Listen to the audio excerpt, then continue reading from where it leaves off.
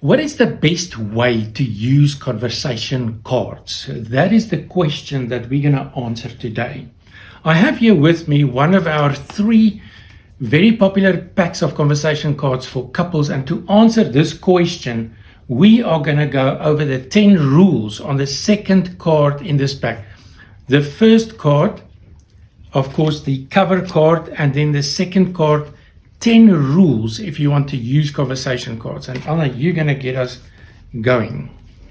Okay, rule number 1, be kind, gentle, curious, and respectful. Rule number 2, the partner who starts picks a card and is the first listener. Number 3, the other partner is the first talker.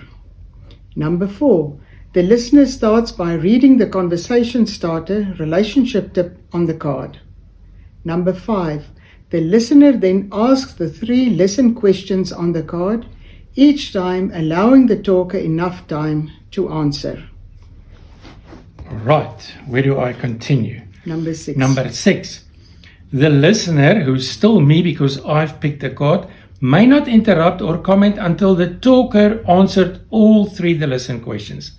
The talker may skip answering any question at any time, and the talker should be allowed by the listener to share their opinions even if the listener disagrees.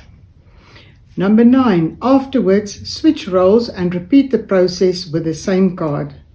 And number 10, do this every day, only 5 minutes a day, to make each other feel heard and anchor the relationship. So which of these 10 rules today stands out for you?